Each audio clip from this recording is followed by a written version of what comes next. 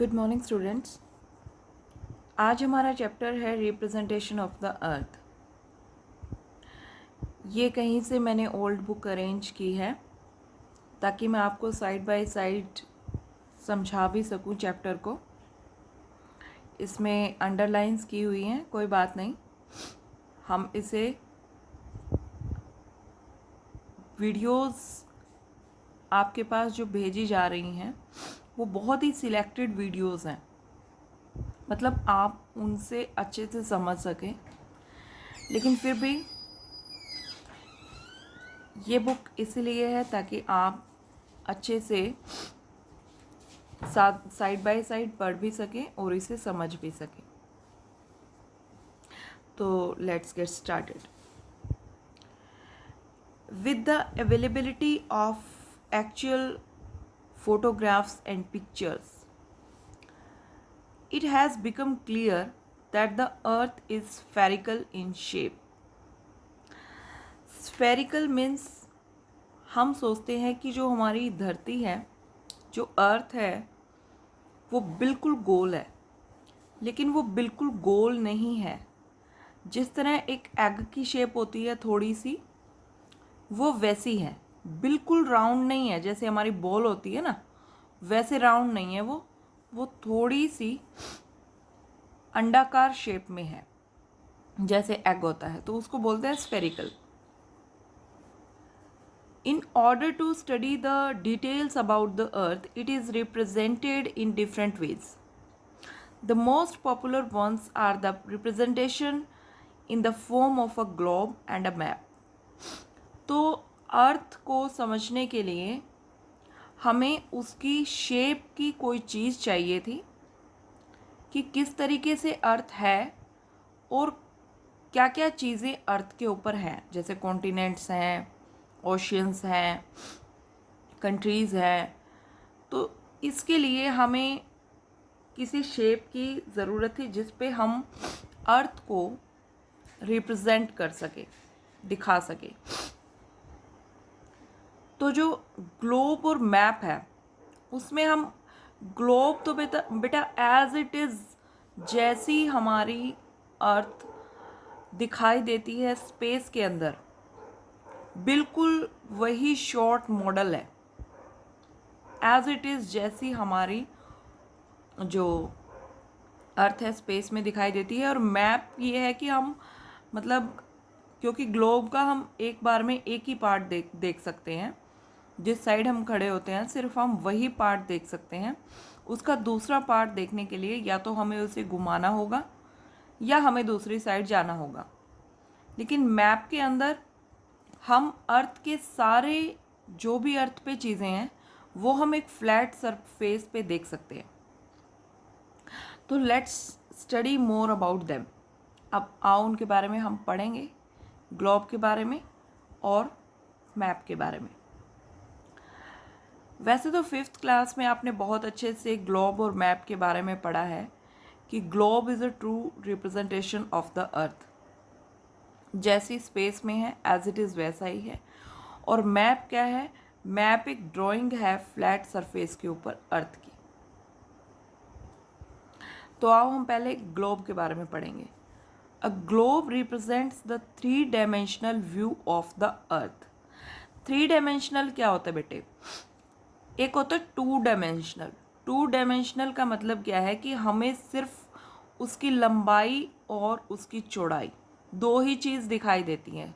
2 dimension होते हैं हमारे, जिसको हम 2D बोलते हैं। 3 डायमेंशन का मतलब होता है उसकी लंबाई, चौड़ाई के साथ साथ हमें उसकी ऊंचाई भी दिखाई देती है, उसको हम 3D बोलते हैं। तो ग्लोब जो है, जिस तरह मैप हमारा 2 डायमेंशनल में आता है, मैप 2 डायमेंशनल में आता है क्योंकि जैसे मैप का जो सरफेस होता है वो सिर्फ हम उसकी लंबाई और चौड़ाई देख सकते हैं, ऊंचाई नहीं होती उसकी। लेकिन ग्लोब की मोटाई वगैरह भी होती है, हम इसको बिल्कुल वैसे देख सकते हैं जैसे कि अर्थ वास्तव में है। तो इसलिए इसको 3D शेप में बोला गया है, 3 dimensional view of the earth. It shows the shape of the oceans and the continents correctly. हम इसमें ओशियंस और कॉन्टिनेंट्स की किस तरीके से शेप है, कौन किसके पीछे पड़ता है और कौन किसके आगे है या ऊपर है या नीचे है, ये हम सभी ग्लोब में देख सकते हैं, बिल्कुल जैसे अर्थ स्पेस में दिखाई देती है। It also shows there correct relation to one another as they are on the earth. Similarly, the distances based on scale and direction of places are fairly correct on the globe. Scale और directions के बारे में भी आपने fifth में बहुत अच्छे से पढ़ा है। स्केल क्या होता है? स्केल होता है बेटा, जैसे हम कहते हैं, अब देखो जो हमारी अर्थ है वो तो बहुत बड़ी है। अब अर्थ के ऊपर एक जगह से दूसरी जगह की जो दूरी होगी, जो डिस्टेंस होगा, वो बहुत ज़्यादा होगा, कई किलोमीटर में होगा। लेकिन हमारे पास ग्लोब जो है या मैप है, कोई भी चीज़ है, तो उसमें हम इतनी बड़ी दूरी तो दिखा नहीं सकते, इतना बड़ा मैप हम नहीं बना सकते। तो हम क्या करते हैं कि हम मान लेते हैं कि 1 सेंटीमीटर, जैसे हमने मान लिया कि 1 centimetre is equal to 1000 kilometre. तो हम 1 सेंटीमीटर मतलब अगर कोई जगह किसी दूसरी जगह से 1000 किलोमीटर दूर है तो हम उसको 1 सेंटीमीटर दूर दिखाएंगे। इसी तरह अगर कोई 2000 किलोमीटर दूर है तो हम उसे 2 सेंटीमीटर से दिखाएंगे। तो ये होता है स्केल, इसको हम स्केल कहते हैं। A globe gives us a better idea of parallels, latitudes and meridians यानी longitude। इसके बारे में आप बहुत अच्छे से पढ़ेंगे आगे। मैं अभी यहाँ पर इसको डिस्क्लोज नहीं करना चाहती, लेकिन आपको पता ही है कि ग्लोब के अंदर कुछ इस तरीके की लाइंस होती हैं बेटा। देखो मैं आपको बताती हूँ।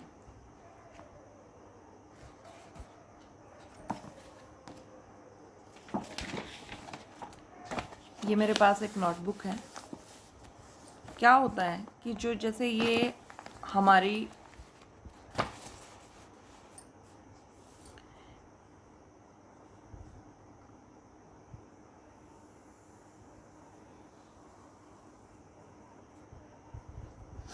ये सर्कल हम मान लेते हैं कि ये ग्लोब है।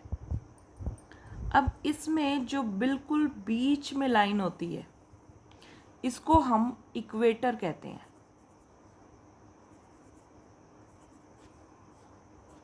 ये हमारी अर्थ को, ये वास्तव में स्पेस में नहीं है, ये लाइनें हमने ग्लोब में मानी है,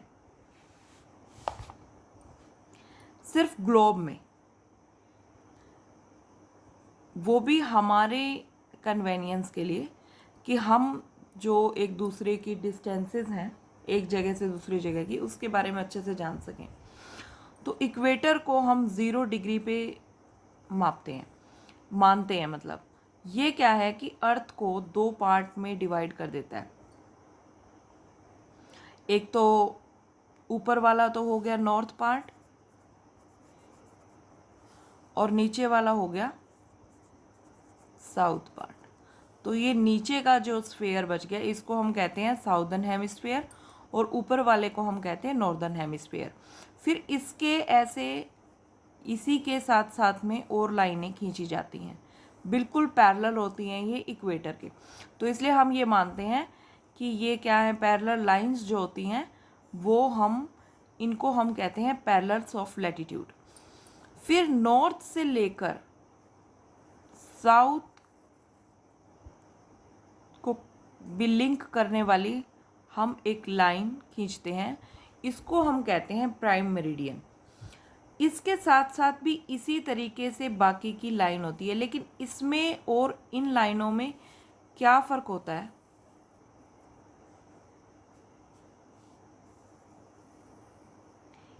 कि ये जो लाइनें हैं ये इसके इक्वल होती हैं, लेकिन ये जो लाइनें हैं ये पैरेलल नहीं होती हैं। ये पैरेलल्स होती हैं, ये पैरेलल नहीं होती हैं। इसके बारे में आप आगे बहुत अच्छे से पढ़ेंगे। मैं अभी आपको इसके बारे में ज़्यादा नहीं बताना चाहती। अभी हमने सिर्फ इतना ही पढ़ना है कि ग्लोब क्या है।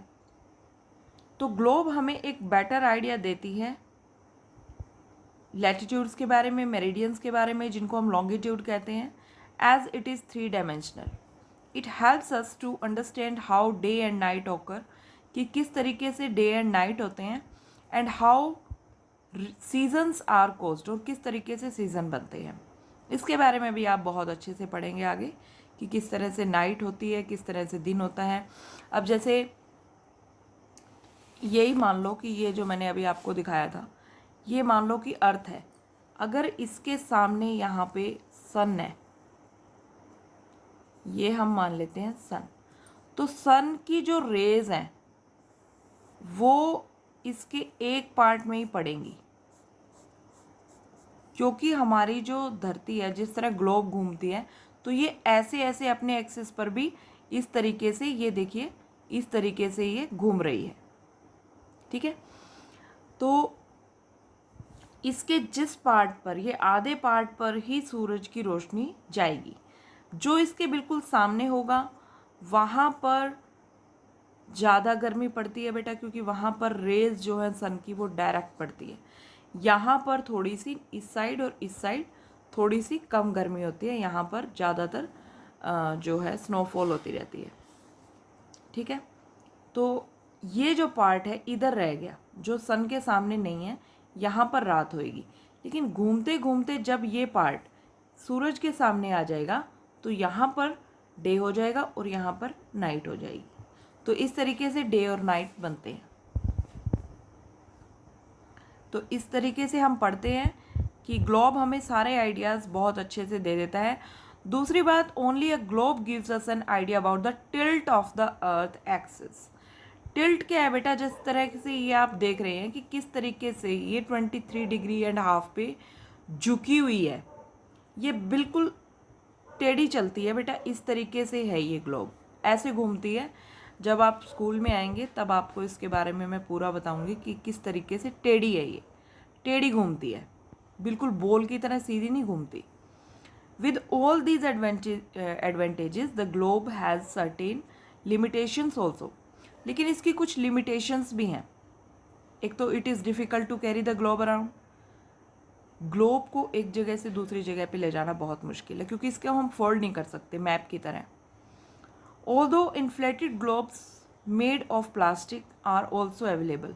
हालांकि आजकल कुछ ऐसी ग्लोब्स भी आ गई हैं जिनको हम फुला सकते हैं बाद में। इन्फ्लेटेड का मतलब होता है जैसे आप हम गुब्बारे में हवा भरते हैं, उसी तरह ग्लोब में भी हवा भर के उसको दोबारा से बड़ा बनाया जा सकता है, और जब उसका काम ख़त्म हो जाए तो उसकी हवा निकाल दी जाती है और उसे स्क्वीज़ कर दिया जाता है। तो लेकिन फिर भी inflating and fixing at the axis takes a lot of time. बहुत ज़्यादा टाइम ले लेता है जब हम वापस उसको वैसे ही सेट करते हैं, उसको फुलाना, फिर उसको दोबारा से एक्सिस पे सेट करना। Globe can not be used if we want to study a specific part of the earth. अगर हम अर्थ के किसी एक पार्ट को स्टडी करना चाहते हैं तो ग्लोब उसमें काम नहीं आएगा, क्योंकि ग्लोब सिर्फ पूरे वर्ल्ड के लिए यूज़ हो सकता है, किसी स्पेसिफिक एरिया के लिए यूज़ नहीं हो सकता। जैसे मान लिया हमें हमारे फतेहाबाद का ही एरिया देखना हो या हरियाणा का एरिया देखना हो, तो वो हम ग्लोब के अंदर नहीं देख सकते, उसके लिए हमें मैप की ज़रूरत पड़ेगी। It does not show details such as towns, villages, roads and railways etc. of a country. If we want to study a country, a state or a district, a map is more useful. अगर हमें इनका अलग अलग से study करनी है तो map जो है वो ज़्यादा यूज़फुल है। इतना आपको समझ आ गया?